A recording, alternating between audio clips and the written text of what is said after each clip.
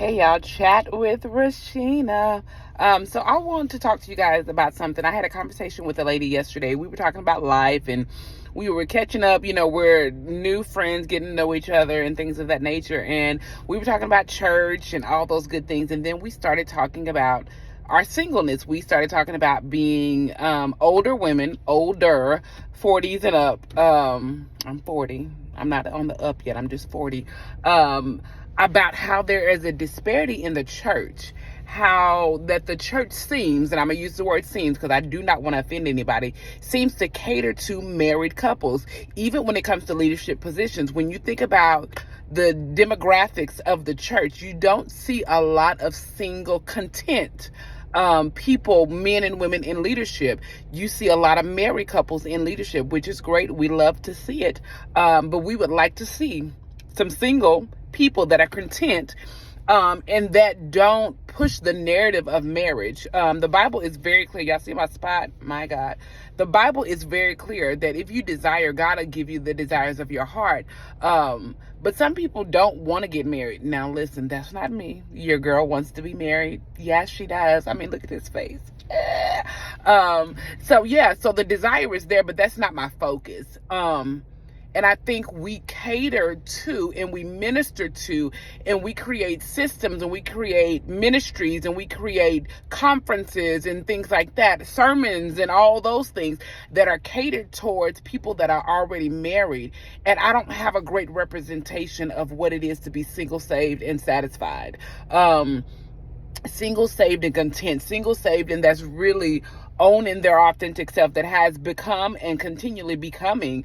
I don't see a great representative that says, you know what, that I'm content right here and I'm allowing God to heal me. I'm allowing God to mature me. I'm allowing God to take away insecurities that I've learned to spend time with God. I've learned to cultivate a tangible, real, authentic, genuine relationship with God. No, what I hear is when single people tend to get up, it's about, it's the year of the bride. And I get that. And I'm not bunking that, I'm not knocking that or anything like that.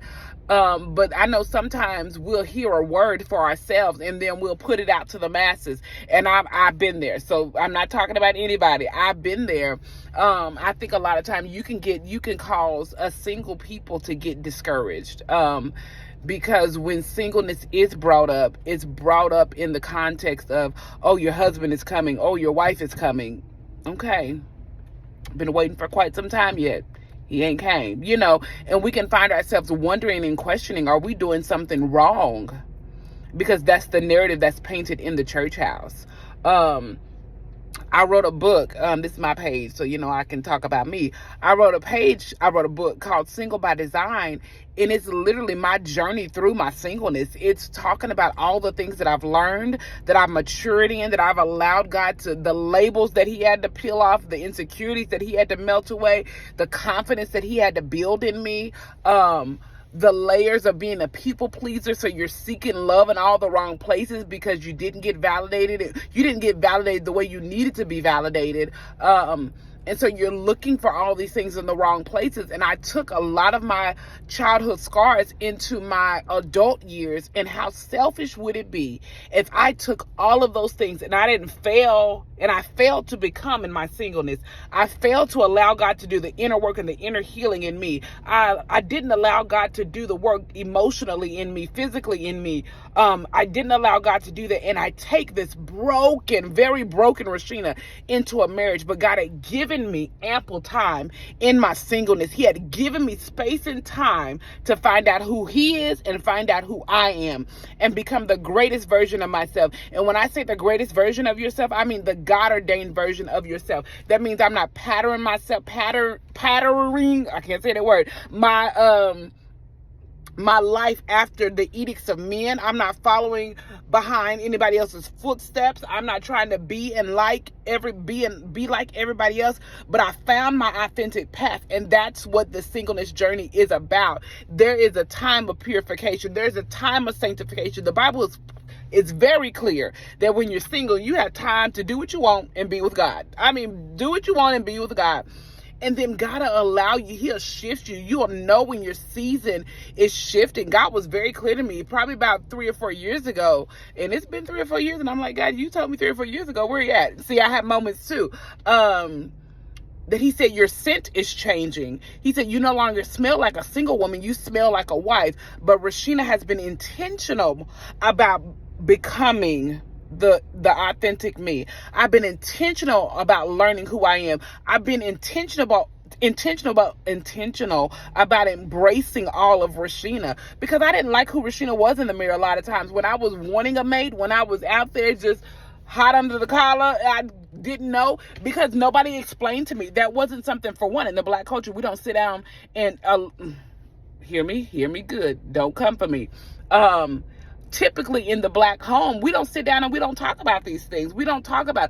I remember when, and this is going to be very vulnerable, I remember when I became a woman. That means my monthly cycle came. And I remember going to my mother and telling her, and she said, "You're a woman now," and literally went back to sleep. I had no idea what to do. And I know they give us what they have, and I know sometimes it's uncomfortable. But yeah, so even in Black households, there's not a whole lot of narrative around this is how you be a lady, all those different dynamics, and this is how you handle yourself in your singleness. That spot, my God, if I wasn't going somewhere, I would change, if I'm not already there. But so there's a disparity when it comes to that. And I need to see a great representation of what it looks like to be saved and single. So we were having that conversation, and she was like, I'm going to bring that up to my pastor. She was like, you should come do a singles panel. I would love to do a singles panel. And I actually prayed about it this morning. I was like, God, if this is something you want me to do, is this conversation was God ordained, and it's something you want me to begin to work on, I would love to do that. Have a panel of godly men, godly women, and let's just talk about what it is to be single and how we've walked through that single journey. And a lot of times, I know that trauma, we've all experienced trauma. And I'm going to say this, and it's going to sound harsh, but just like sex sells, trauma sells. So a lot of times we will capitalize on somebody's traumatic story. But Rashina doesn't necessarily have a traumatic story. I knew that God was going to keep me. I knew that God was put me in a path of a single journey for a period. I knew that. So I wasn't out there. That's my testimony. I don't have a testimony of out there, being being sexual and things like that. I'm not knocking anybody that does, because that's your story, and I celebrate you, and I celebrate your healing, your deliverance, and all that. But that's not my story. But can we just have some giants in our singleness? Can we just have some generals in the singleness that can talk to us about what it truly means and how we can own every part of our singleness? And that's what I want to help people see, because a lot of times I think we marry into the fantasy of marriage. We marry into the idea of marriage. We marry into what we see on socials, on what we see on the TV. We want that Bridgerton type of love. We want that Queen Charlotte type of love, even though King George is a little crazy. We want that type of love. We want the movie The Choice kind of love, the Notebook kind of love. Those are movies. It's not real. It's not real. Marriage is work. Marriage is work. But the work, there's a level of grace that comes with the work when you've done the process, when you've processed on the other side, when you've allowed God to truly make you. Like I said before, it would be so selfish of me if I didn't do the work that I know that God wanted me to do in my singleness and take that into a marriage. How dare I? How dare I? Now, I know that when I step into marriage, there's more layers that will be peeled off, because you're molding two very different individualized lives together. So there's organic work that's going to flow, and you will be graced for it. But when I had time in my singleness and I did not capitalize on it, that's on me. And then I'm going to make somebody else pay. That's not right. That's selfish. That is very, very, very selfish. And here's another thing people have to understand. You can find your purpose in your singleness. I think a lot of times women have the notion that we have to wait until we find our proper gift, our mate, to walk in purpose. Baby, you can walk in purpose right now. You can be fulfilling everything that God's called you to do right now. Jesus walked on this earth 33 years. He was not married. The Bible didn't talk about him having a girlfriend. And he was out here killing it for us, okay? Killing it for Jesus, for the kingdom, okay? Okay, so let's work on that body of Christ. Let's work on avenues. And I'm not just talking about single mixers and where we exchanging numbers and all that stuff. Like, all of that has its place. But tell me how to heal. Show me how to heal. Tell me how you made it over. Tell me how God kept you in the midst of that. Tell me how you allowed God to just strip off layers of pride, layers of greed, all those different things that in this earth suit that we deal with in our singleness. So, yeah, I want to see more representation of single people in leadership positions in the body of Christ. Yeah, what do y'all think?